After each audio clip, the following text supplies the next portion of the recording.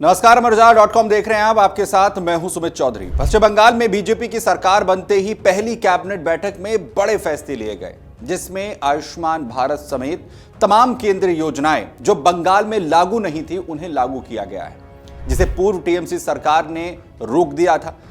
इस फैसले में एक बड़ा फैसला जिसकी सबसे ज्यादा चर्चा हो रही है वो है अगले 45 दिनों के भीतर बॉर्डर सिक्योरिटी फोर्स यानी बीएसएफ को बॉर्डर पर जमीन सौंपने का फैसला।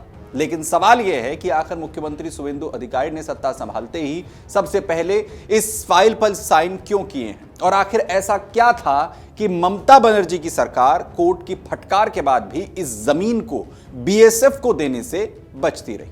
दरअसल पश्चिम बंगाल में भारत बांग्लादेश सीमा करीब 2216 किलोमीटर लंबी है और इसे देश की सबसे संवेदनशील सीमाओं में गिना जाता है। कई साल से इस सीमा से अवैध घुसपैठ, तस्करी, ड्रग्स की तस्करी, सोने की स्मगलिंग और नकली नोटों का नेटवर्क सक्रिय होने का दावा किया जाता रहा है। यहां तक कि सुरक्षा एजेंसियां भी लगातार इसे लेकर रिपोर्ट देती रही हैं कि अगर इस सीमा को सुरक्षित नहीं किया गया तो आने वाले समय में यहां से खतरा और भी बढ़ सकता है। और बस इसी को देखते हुए केंद्र सरकार की तरफ से इस बॉर्डर पर फेंसिंग यानी कटीले तार, मजबूत बाड़ और साथ ही सेना का मजबूत इंफ्रास्ट्रक्चर खड़ा करने को लेकर प्लान तैयार किया गया।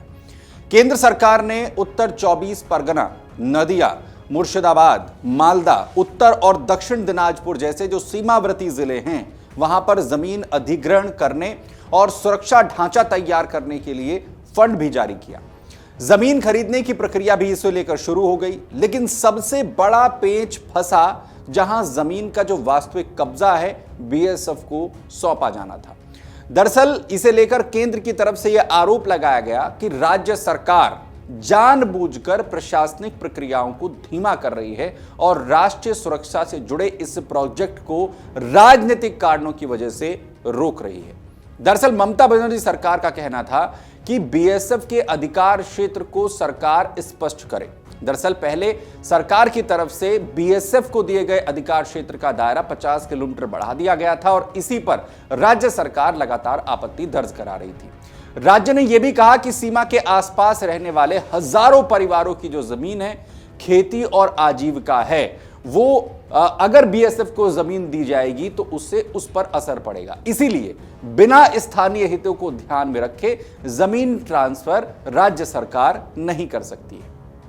इसके बाद यह मामला कलकत्ता हाईकोर्ट पहुंचा।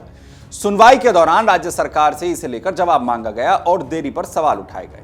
जनवरी 2026 में हाईकोर्ट ने यह साफ आदेश दिया कि पहले से खरीदी जा चुकी 127 किलोमीटर क्षेत्र से जुड़ी जमीन 31 मार्च तक बीएसएफ को सौंप दी जाए। लेकिन अप्रैल में प्रगति रिपोर्ट कोर्ट के सामने जब पहुंची तो पता चला कि सिर्फ 8 किलोमीटर की जमीन ही बीएसएफ को दी गई है। इस पर कोर्ट ने राज्य सरकार की कार्यशैली पर कड़ी नाराजगी जताई और यहां तक कि पूर्ववर्ती सरकार पर जुर्माना भी लगाया। अदालत ने साफ कहा कि राष्ट्रीय सुरक्षा से जुड़े मामलों में किसी भी तरह की लापरवाही स्वीकार नहीं की जा सकती है। वहीं विधानसभा चुनाव में बीजेपी को बड़ी जीत मिली और इसके बाद मुख्यमंत्री के तौर पर शुवेंदु अधिकारी के नेतृत्व में नई सरकार बनी तो पहली कैबिनेट बैठक हुई और इसमें बीएसएफ को बॉर्डर फेंसिंग के लिए जमीन ट्रांसफर करने की प्रक्रिया तुरंत शुरू करने और सिर्फ 45 दिनों के भीतर इसे पूरा करने का जो लक्ष्य है वो दे दिया गया। जाहिर है बीजेपी ने इस मुद्दे को अपने चुनावी एजेंडे का हिस्सा भी बनाया था। केंद्रीय गृह मंत्री अमित शाह ने भी चुनाव प्रचार के दौरान यह वादा किया था कि बंगाल में बीजेपी सरकार बनते ही 600 एकड़ जमीन बीएसएफ को सौंप दी जाएगी ताकि सीमा सुरक्षा के काम में किसी भी तरीके की रुकावट ना आए। लेकिन आखिर इस फैसले से बांग्लादेश सीमा पर क्या कुछ बदल जाएगा वो समझिए। दावा है कि जमीन मिलते ही सीमा पर बड़े पैमाने पर इंफ्रास्ट्रक्चर सेना के लिए तैयार किया जाएगा। इसके निर्माण कार्य की शुरुआत होगी। जहां जहां पर भी फेंसिंग में गैप है वहां पर मजबूत कटीले तारों की नई बाड़ लगाई जाएगी।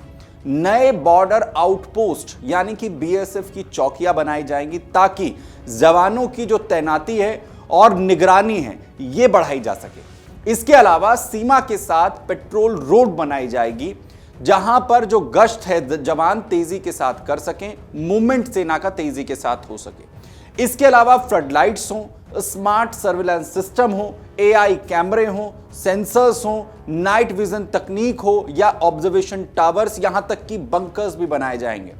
खासकर नदी और डेल्टा वाले इलाकों में अलग सुरक्षा मॉडल भी लागू किया जाएगा ताकि पानी के रास्ते होने वाली घुसपैठ पर भी पूरी तरह से लगाम लगाई जा सके। दरअसल बांग्लादेश बॉर्डर के जरिए लगातार भारत में घुसपैठ को लेकर सवाल उठते रहे हैं और इसीलिए इस बॉर्डर को और ज्यादा सुरक्षित सरकार करना चाहती है। वहीं इस पूरे प्रोजेक्ट को मिनिस्ट्री ऑफ होम अफेयर्स यानी गृह मंत्रालय की निगरानी में तेजी से बढ़ाने की बात सामने आई है। सुरक्षा एक्सपर्ट्स का मानना है कि अगर यह योजना तय वक्त पर पूरी हो जाती है तो बंगाल सीमा की तस्वीर पूरी तरह से बदल जाएगी। वहीं अवैध घुसपैठ पर लगाम लगेगी, ड्रग्स और नकली नोटों की तस्करी भी कम होने की संभावना है और वहीं बीएसएफ की गश्त ज्यादा प्रभावी होगी और सीमावर्ती गांव में रहने वाले लोगों को भी ज्यादा सुरक्षा मिलेगी। अगर आप ये वीडियो YouTube पर देख रहे हैं तो हमारे चैनल को सब्सक्राइब कर बेल आइकन दबाएं और Facebook पर देख रहे हैं तो हमारे पेज को लाइक करें।